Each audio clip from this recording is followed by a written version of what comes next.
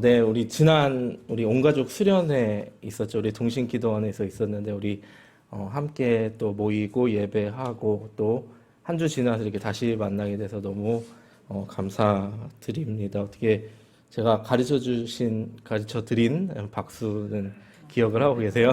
열심히 비비셨는데, 이 박수, 네, 레크리에이션 때 했었던 여러 가지 것들, 기억이 나더라고요. 우리 지난주 온가족 수련회 하니까 참 이것도 제가 간증거리인데 제가 사실 못 올 뻔했어요. 제가 목사님께 연락을 드려야 되나 말아야 되나 고민을 했었는데 제가 그 전주에 이제 5박 6일 이제 목회자 세미나를 참석하고 왔잖아요. 근데 너무 열심히 했는지 약간 감기 몸살이 걸렸어요. 그래가지고 이제 월요일 화요일 날 꼼짝없이 누워 있다가 원래 목사님이랑 수요일 날 답사를 가기로 했는데 이게 연락을 드려야 되나 못 간다고 했는데 이상하게 수요일 날 멀쩡해진 거예요. 보통 이제 감기 몸살이 안 그렇잖아요. 이제 하루 이틀 정점을 찍고 이제 3일째 제일 아픈데 원래 이틀 만에 잘 안 났는데 감사하게 이렇게 또 괜찮아지더라고요. 물론 기침은 계속 나는데 이제 몸은 움직일 수 있으니까 그래서 이제 목사님이랑 같이 답사오고 이제 감기가 좀 나았나 싶었는데 이제 목요일 되니까 또 아픈 거예요. 이게 마치 뭐 영화나 드라마에서 이제 주인공이 악당을 딱 물리쳤을 때 딱 해치웠나라고 했는데 이제 다시 살아나는 것처럼 감기도 내가 나은 게 아닌가 싶었는데 또 그렇게 또 찾아오더라고요. 그래가지고 또 목요일 금요일 날 계속 골골거리다가 이것도 이제 연락을 드려야 되나 못 간다고 말씀을 드려야 되나 해서 걱정을 하고 있었는데 토요일 날 또 신기하게 몸이 멀쩡해진 거예요. 기침만 계속 나오고 그래서 함께 할 수 있어가지고 되게 너무 감사하더라고요. 제가 작년에도 성탄절 그런 거 전에 막 코로나 걸려가지고 교회도 못 오고 그래가지고 너무 그때 안타깝고 막 되게 억울하더라고요. 근데 이번에 수련회 빠지면 안 됩니다 주님 하면서 막 기도했는데 그게 참 너무 감사하더라고요. 참여할 수 있었다라는 것들이. 그래서 너무 감사했고 또 우리 레크레이션 함께 또 해주셨고 제가 근데 시간과 여건이 좀 허락을 하지 않아가지고 다 이제 준비한 것들 함께 나누지 못했는데 혹시 성탄절에 또 기회를 주시면은 나머지 것들 함께 나눌 수 있으면 좋겠다라는 생각을 합니다. 네, 제가 그 전전주였죠. 그때 가정교회 세미나 다녀온 것들 잠깐 함께 나누었으면 좋겠다 해서 함께 나눴으면 좋겠습니다. 우리 사진 잠깐만 띄워주시고요. 네, 우리 이렇게 세미나를 다녀서 혹시 저를 찾으실 수 있으신가요? 네, 사진이 잘 안 보이는데 가운데 이렇게 냉한 표정으로 있는 게 저입니다. 그래서 많이 오셨어요. 목사님들 한 40여 분 이렇게 오시고 전국 각지에서 그렇게 오셨어요. 그래서 5박 6일 동안 저기 서울 다운교회에서 진행을 했고요. 위치는 저기 합정동 2호선 그쪽에 있어요. 그래서 지하철 타고 가가지고 갔는데 교회가 저는 뭔가 이렇게 세미나를 여는 교회니까 굉장히 큰 교회가 아닐까 생각했는데 그렇게 큰 교회는 아니었어요. 굉장히 아담한 교회였고 주변에 막 이렇게 복합 상가랑 아파트가 있었고 가려서 잘 보이지도 않아요. 그래서 생각했던 것보다 규모가 작은 교회인데도 이런 세미나를 개최를 하는 게 대단하다라는 생각을 했었습니다. 그래서 교회 이름이 다운교회예요. 여기 밑에도 이렇게 잠깐 작게 써 있는데 그래서 처음에 생각을 했어요. 왜 이름이 교회가 다운교회일까? 우리 교회는 이수스 교회인데 다운교회일까 생각을 해봤는데 나름 추측하기로는 뭐 아름다운의 줄임말이 아닐까 뭐 이런 생각을 하면서 들어가서 이제 뭐 말씀 나누고 여쭤봤는데 이제 영어 이렇게 써 있더라고요. 옆에 DOWN 다운 다운 그 뜻이더라고요. 그래서 제가 목사님한테 이렇게 여쭤보니까 하나님과 사람 앞에서 낮아져 섬기는 자리에 선다라는 의미를 갖고 있더라고요. 그래가지고 그렇구나 하고서 이제 여러 가지 안내 받고서 근데 5박 6일이니까 되게 긴장이 되잖아요. 처음에 이렇게 너무 굉장히 타이트하다 이렇게 일정표 보고서 근데 처음에 그래도 감사했던 게 첫 시작이 저는 막 그런 걸로 시작할 줄 알았어요. 뭐 자기소개하고 뭐 오리엔테이션 하고 이렇게 아이스 브레이킹 하고 뭐 나누고 뭐 조장 정하고 막 그런 줄 알았는데 그런 거 일절 없고 식사를 하세요 그러는 거예요. 그래서 그때가 저녁 늦은 시간이었거든요. 왜냐하면 전국 각지에서 오시니까 시작을 되게 여유 있게 이렇게 안배를 해주셨어요. 뭐 저기 순천에서도 오셨더라고요. 경상도에서도 오시고 뭐 전라도에서도 오시고 막 서울까지 오시느라 바쁘시니까. 그래서 저녁 늦게 시작을 했는데 오자마자 하는 것이 저녁 만찬, 저녁 식사를 하십시오라는 것이었습니다. 그래서 거기서 되게 좀 은혜가 되더라고요. 근데 막상 들어가니까 또 저에게 굉장히 도전이 되는 부분이 있었습니다. 사진 한번 보여주시면은 보이세요? 음식이 이게 음식점 사진이 아니에요. 이게 음식점 사진이 아니고 교회에서 준비해 주신 이 음식인데 이걸 보고 왜 도전이 됐냐면은 제가 요리에 좀 저 아시는 분은 아시겠지만 제가 좀 요리에 관심이 많아요. 왜냐하면은 말씀 준비하는 거랑 요리하는 거랑 좀 비슷하다고 생각을 하거든요. 그래서 요리도 이제 재료 아무렇게나 놓으면은 못 먹을 것 같은데 이제 잘 배합하면 맛있는 음식이 되잖아요. 그것처럼 설교 준비하는 것도 비슷하지 않나라는 생각을 늘 하고 있는데 어쨌든 제가 요리에 관심이 좀 있기 때문에 맛있고 맛없고는 떠나서 근데 이렇게 하는 게 굉장히 번거롭다는 걸 저도 잘 알아요. 저도 해봤으니까. 근데 이게 뭐 특별한 메뉴는 아니에요. 보시면 뭐 카레나 뭐 이렇게 그냥 한식 그리고 아침에 뭐 빵이랑 스프 나온 건데 왜 이게 저한테 도전이 됐냐면은 이 데코레이션 꾸미는 거를 너무 정성스럽게 하시는 거 이거 사실 안 해도 되는 거거든요. 제가 요리할 때 이렇게 하지 않아요. 집에서 절대 이렇게 하지 않습니다.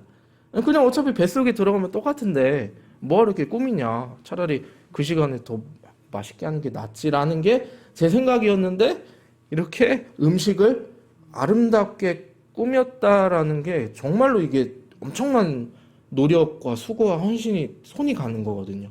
게다가 이제 저만 먹는 게 아니고 이제 다른 분들 다 같이 대량으로 그렇게 식사를 하시니까 야 이게 막 죄송스럽기도 하고 야 이거 너무 수고를 많이 하신다라는 생각이 들어서 이제 맛있게 먹었던 기억이 납니다. 처음에 특히 이게 첫날 나온 식사인데 맨 왼쪽에 너무 맛있게 잘 먹고 이제 자야 되잖아요. 어디서 잤을까요? 제가 교회에서 자는 게 아니고 목자 목녀님들을 다 연결을 해주셨어요. 그 교회에서도 이제 장로님들, 권사님들, 집사님들, 목자 목녀님들이 많이 계시거든요. 그래서 저랑 연결된 목자 목녀님들은 어떤 분이실까 이렇게 두근두근 했는데 되게 젊으신 분이셨어요. 그래서 집사님이신가 하고 봤는데 알고 보니까 그 교회 부교육자님, 부목사님이셨던 거예요. 좀 깜짝 놀라가지고 근데 저도 이제 편견이 있었던 거죠. 왠지 목자님 하면은 평신도 분이 아닐까라는 생각이 있었는데 그건 절대 아니죠.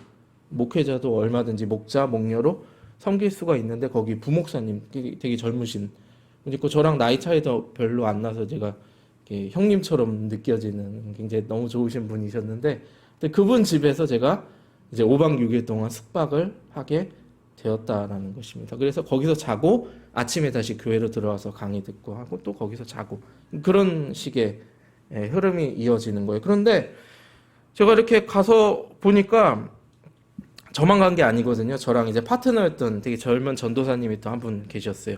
이게 연령대가 좀 나름 다들 있으셔가지고 제가 맨 뒤에서 두 번째로 막내더라고요. 그래가지고 저랑 이제 파트너이신 전도사님도 유일한 20대 후반이신 전도사님 한 분이랑 같이 제가 파트너가 돼서 이제 이 목자 목련인 집에서 이제 처음 민박을 하게 됐는데 뭐 집이 얼마나 크겠어요, 그렇죠? 신혼부부시고 아기도 한 명 있었어요. 15개월짜리. 너무 귀여운 거예요. 조그마한 애가 막 왔다 갔다 하면서 이 시커먼 아저씨 두 명은 누군가 이렇게 쳐다보는데 괜히 또 미안하더라고요. 이렇게 좀 쳐들어온 것 같아가지고 너무 죄송스럽고 막 미안하기도 하고 이렇게 해도 되나 제가 책이나 이야기로만 들었지 처음이었거든요. 민박을 했다라는 게 근데 너무 그렇게 환영해 주시고 안방을 내주셨어요. 그리고 본인들은 이제 거실에서 주무시고 뭐 방이 없어요. 뭐 집이 이렇게 우리가 민박을 한다 그러면 뭐 방이 넓을 것이다 막 우리 막 이런 교회 공간처럼은 전혀 아니에요. 그냥 이제 방 하나 있고 좁은 이제 옷장방 하나 있고 거실 부엌 붙어 있는 그런 조그만 아파트였어요. 근데 그렇게 내주신 거죠. 그래서 너무 그게 감동이 되더라고요. 그래서 이제 저희는 죄송스럽게도 안방에서 자고 이제 거실에서 목자님, 목녀님 주무시고 아기도 같이 자고 이게 새벽에 아기가 깨더라고요. 이게 저 아기가 있는 집에 이제 또 고충을 알게 됐는데 아기가 신기하게 새벽에 깨요. 근데 또 신기하게 사모님이 이렇게 쭈쭈쭈 하고 얼으면 또 금방 또 잠들고 저도 막 잠기가 밝아가지고 들었다가 잠들었다 저도 코 안 걸려고 막 노력하면서 막 자고 그래서 그랬던 기억이 납니다. 근데 이게 또 교회까지 가야 되잖아 아침에. 근데 목자님이 직접 또 운전해서 또 이렇게 태워다 주시고 근데 이게 그때는 몰랐는데 이게 또 목사님이시잖아요. 그래서 부목사님이시니까 새벽 예배 설교를 또 해야 되시는 거예요. 그래서 또 새벽 예배 하러 가셨다 들어오셨다 또 저희들 태워주러 왔다 갔다 하시는 게 이게 엄청난 수고와 섬김이더라고요. 그때는 정신없어서 몰랐는데 정말 대단하시다라는 그런 너무 감사했고 그렇게 5박 6일 지내면서 또 너무 친해지고 함께 또 깊은 여러 가지 이야기를 나눌 수 있는 귀한 시간이었습니다. 그래서 5박 6일 세미나를 마치고 나서 드는 생각이 이분들이 정말 섬김의 모범을 보여주셨구나. 단순히 우리가 책이나 말로만 그게 듣는 게 아니고 정말 가정교회가 어떤 건지 몸소 그렇게 보여주셨구나 하는 생각이 들었습니다. 저는 거기서 하는 목장 모임도 이제 참여를 했거든요. 거기서 이렇게 시켜요. 목장 모임 참여하십시오. 단 뭐는 하지 말고 이야기는 하지 말고 투명인간처럼 체험을 하는 거예요. 절대 끼어들지 말고 어떻게 하는지 보십시오 해서 보시는데 목장 모임 이렇게 하는구나. 직접 이제 사모님이 부대찌개 끓여가지고 같이 식사하면서 너무 재밌게 했었던 기억이 납니다. 그래서 이분들이 뭐 그냥 막 말로만 떠드는 게 아니고 직접 그렇게 섬김의 모범을 보여주시니까 가정교회 모델이라는 게 이런 것이구나. 그래서 여러분들 진짜 강추하고 싶습니다. 혹시 여러분들 중에 내가 평신도 세미나도 있거든요. 세미나 내가 좀 시간이 안 돼서 못 갔는데 하시는 분들 좀 많이 바쁘시고 어렵겠지만은 꼭 시간을 내서 여기 주보에도 나와 있더라고 이렇게 일정들. 그래서 꼭 시간이 되면은 우리 집사님들, 권사님들, 장로님들 한번 꼭 참여하셨으면 좋겠다라는 생각이 듭니다. 제가 참 물질적으로나 뭐 정신적으로나 많은 것을 참 받았다라는 것을 느꼈던 그런 세미나였다고 생각을 합니다. 네, 우리도 어떻습니까? 살아가면서 참 저도 받는 것이 참 많은 삶이었다라고 생각을 해요. 뭐 줄 때도 물론 맞지만은 받을 때도 참 많았다라는 생각을 하게 되는 것 같아요. 여러분들은 어떠세요? 살아가면서 많이 주시는 쪽이십니까? 아니면 많이 받으시는 쪽이십니까? 우리 익스스 가족분들은 너무 좋으셔서 아마 많이 주시는 분이라고 생각을 해요. 근데 저는 많이 부족해가지고 맨날 받기만 했었던 것 같아요. 근데 이거 받기만 해도 되는가? 근데 예전에 한 선배 목사님이 그러시더라고요. 무언가 대접을 받을 때 내가 잘나서 받는 게 아니고 예수님 때문에 받는 것이다 라는 생각을 꼭 가져라. 그렇게 하셨던 말씀이 기억이 나더라고요. 근데 우리가 받는 것에 익숙해지지 말아야 될 또 다른 이유가 있다라는 것입니다. 그것은요, 우리가 성경을 보면은 받는 사람이 아니고 우리가 일반적으로 생각하잖아요. 뭔가 받는다는 것은 돈도 포함이 돼요. 우리가 월급을 받거나 뭐를 받으면 내가 풍성해지잖아요. 내 통장이 두둑해지고 내가 뭔가 안정감을 얻고 내가 받는 게 좋은 게 아닌가라는 생각이 드는데 성경에서는 받는 게 아니고 주면은 오히려 풍성해진다라고 기록이 되어 있다라는 것입니다. 적어도 믿는 사람은 세상에서 얻는 복보다는 하늘에서 얻는 복이 더 많아야 된다라고 생각을 하거든요. 그런데 우리가 너무 받는 것에 익숙해지다 보니까 하늘의 복을 누리지 못하는 것이 아닌가라는 생각을 하게 된다라는 것입니다. 다시 한번 여쭤볼게요. 받는 게 좋으세요? 주는 게 좋으세요? 주는 것도 좋고 받는 것도 좋고 둘 다 좋은 것 같아요. 우리가 받는 것도 좋고 주는 것도 좋다라는 것입니다. 근데 제가 이런 이야기를 하면 또 어떤 분이 이렇게 말씀하실 수 있을 것 같아요. 목사님 그거는 좀 형편 좋은 사람들 얘기고 저는 주고 싶어도 줄 게 없어요 라고 생각을 하는 사람이 있을 수가 있다라는 것입니다. 우리가 늘 부딪히게 되는 현실적인 문제인 것 같아요. 제가 뭐 줄 게 없고 뭐 상황과 여건이 좀 안 돼요 라고 할 수도 있지만은 따지고 보면 우리가 가진 것들이 많이 있어요. 꼭 막 물질적인 거, 막 재정적인 거, 내가 가진 뭐 어떤 공간 그런 것이 꼭 아니라요. 우리가 얼마든지 내 옆에 사람한테 위로해 줄 수 있는 내 입술이 있고 옆에 사람 등 두드려 줄 수 있는 손이 있잖아요. 그렇죠?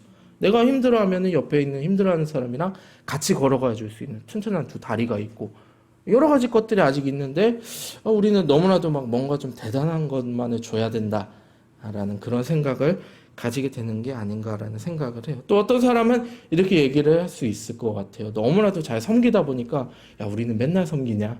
우리가 동네 북이냐? 그만 좀 섬기고 싶다. 그만 좀 봉사하고 헌신 일평생을 내가 그렇게 살았다. 근데 좀 나도 받아야 될 때가 되지 않았냐?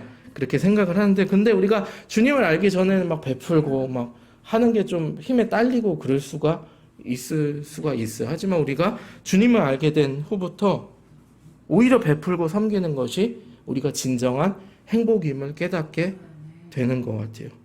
물론 교회 다니지 않은 사람들도 섬기고 봉사를 해요.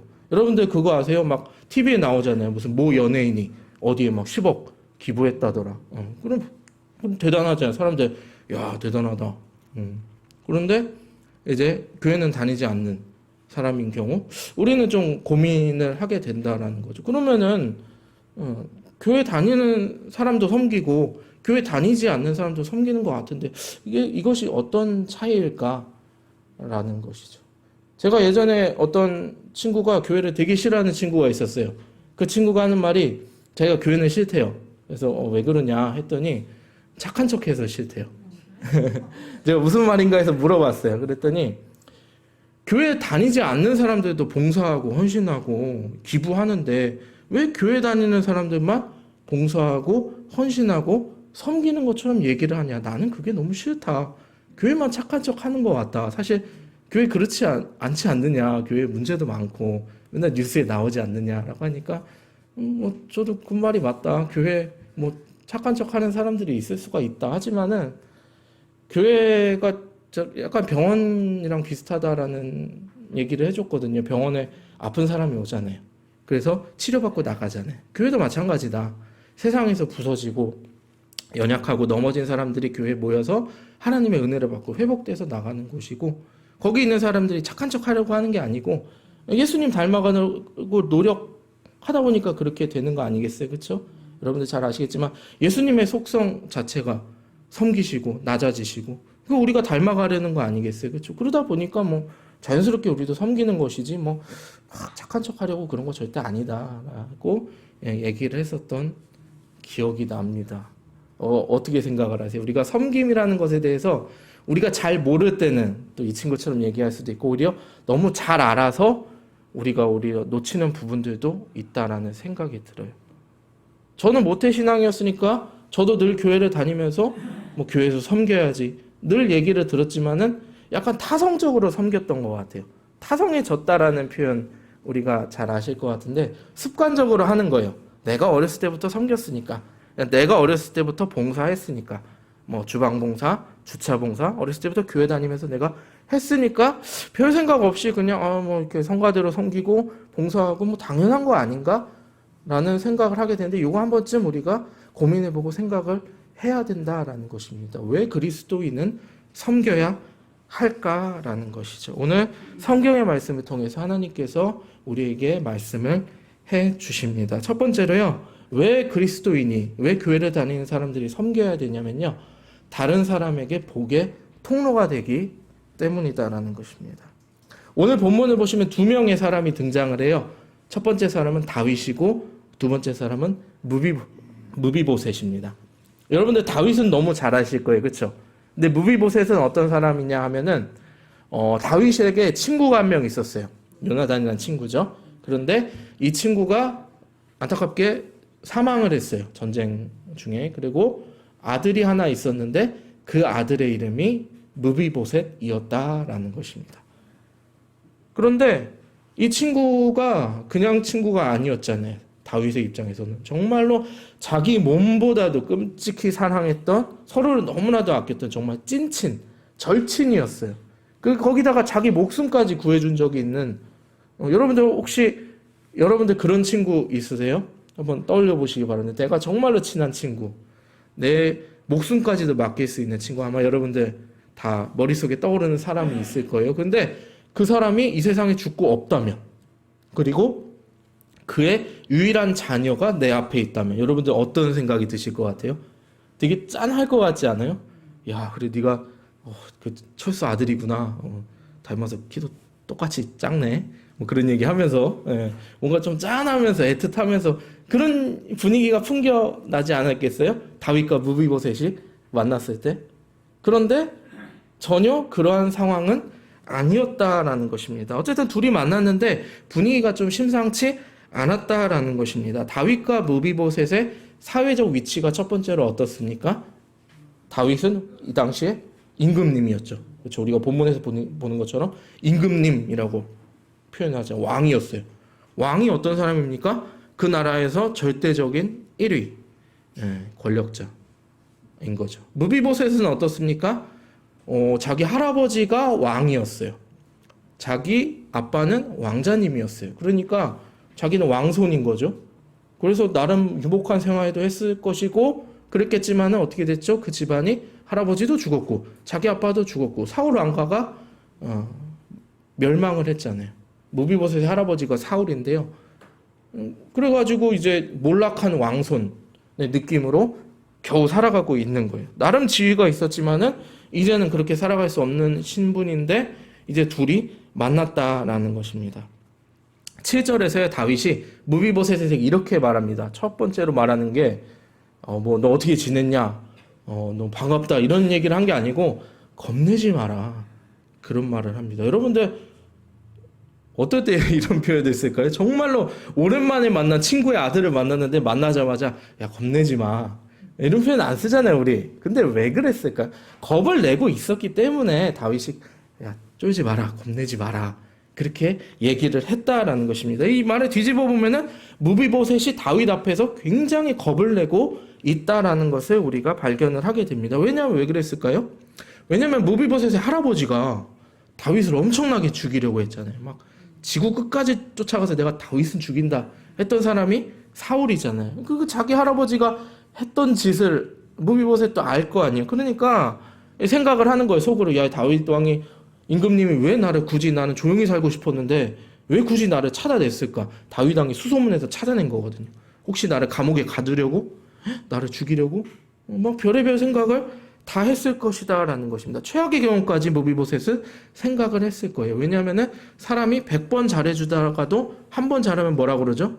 너 왜 그래? 그러잖아요. 우리가 선한 기억보다는 악한 기억만을 너무 잘 기억하는 습성을 가지고 있기 때문입니다. 그런데요, 이 겁내고 있는 무비보셋에게 다윗이 어떻게 얘기합니까?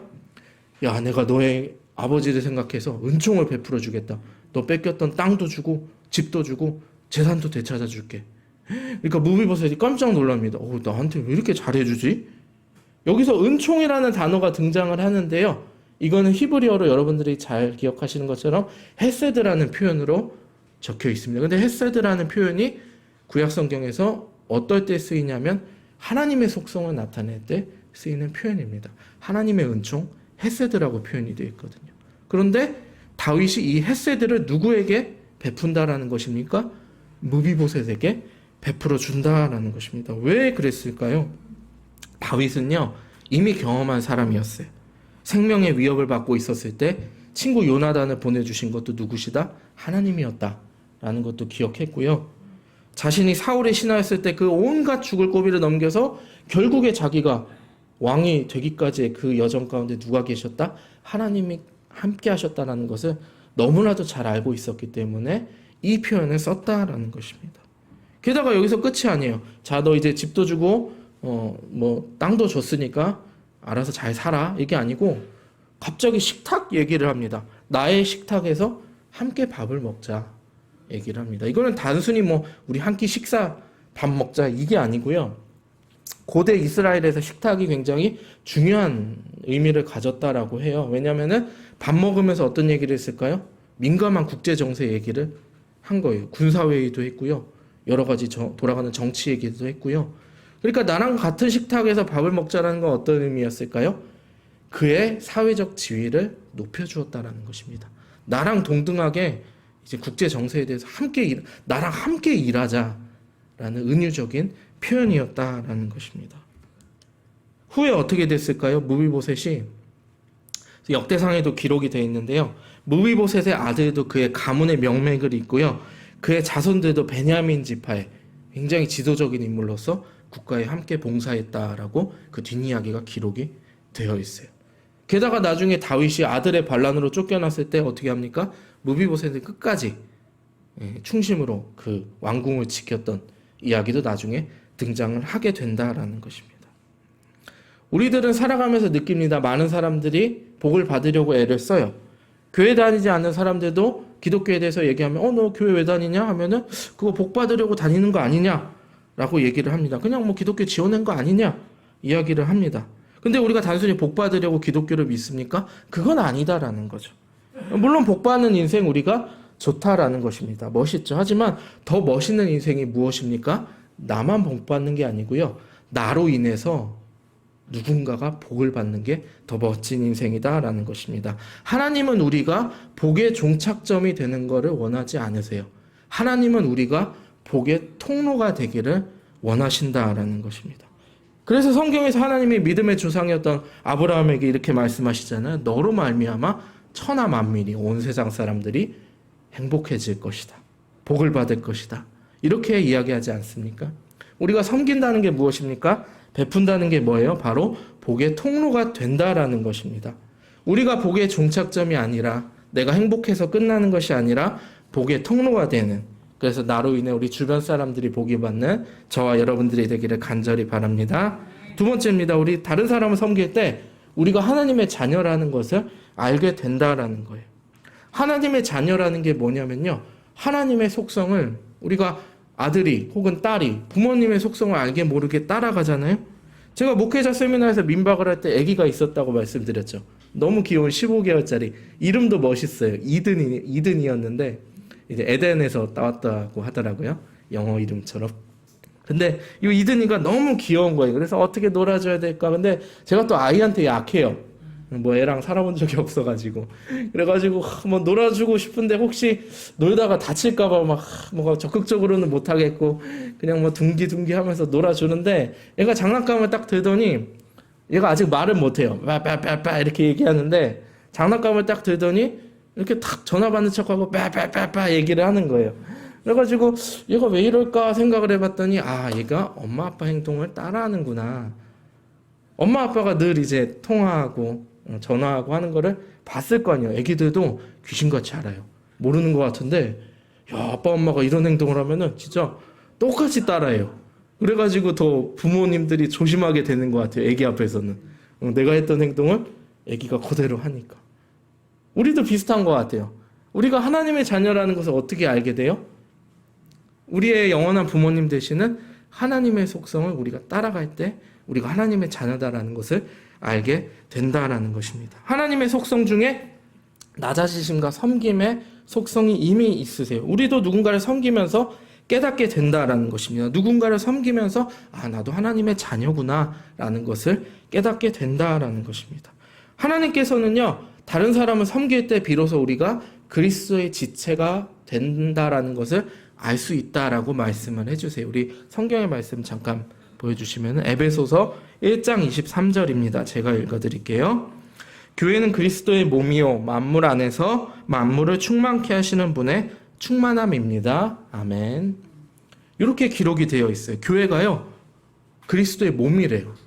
저는 예전에 어렸을 때 이 표현이 너무 이해가 안 됐어요. 어떻게 교회가 몸이지? 영어로 body잖아요. 근데 몸은 신기한 게 서로 연결이 돼 있어요. 제가 팔다리 이렇게 연결되어 있는데 제가 여기 스마트폰이 있는데 이걸 몸이라고 하지 않아요. 그렇죠? 저랑 연결되어 있지 않기 때문에. 마찬가지예요. 우리가 서로 떨어져 있는 지체는 몸을 이루지 못하는 것처럼 각자 우리 익수스 교회, 우리 성도님들 한 분 한 분이 몸이다라는 것은 유일한 방법은, 이어져 있을 수 있는 유일한 방법은 바로 섬길 때 그것이 가능해진다라는 것입니다. 섬기면은요, 몸인 교회를 건강하게 할 수가 있다라는 거예요. 섬김은 내가 하나님의 자녀를 나타내는 중요한 기준이 될 수 있어요. 교회의 건강은요, 몸을 각자 이루시는 지체의 섬김에 달려 있다라는 것입니다. 섬김은요, 내가 하나님의 자녀임을 기억하는 사실이다라는 것을 기억하는 저와 여러분들이 되기를 간절히 소망합니다. 우리 마지막으로 셋째는요, 다른 사람을 섬기는 것이 곧 하나님을 섬기는 것과 동일하기 때문입니다. 다윗이 무비보셋을 딱 봤을 때 두 가지 생각을 했을 것 같아요. 첫 번째는 먼저 무비보셋을 원수의 손자로 생각을 하는 거예요. 이거 내 원수였던 사울의 손자네? 어떻게 해야겠어요? 감옥에 가둬야겠다. 내가 없애버려야겠다. 편안하게 놔두면 안 되잖아요. 그래가지고 다윗 스스로의 복수심을 채우려고 하지 않았겠어요? 그런데 다윗은 또 두 번째 생각을 할 수가 있었던 것 같아요. 하지만 원수의 손자이지만 동시에 친구의 아들인 거예요. 그러니까 친구의 아들이면 어떻게 해줘야 돼요?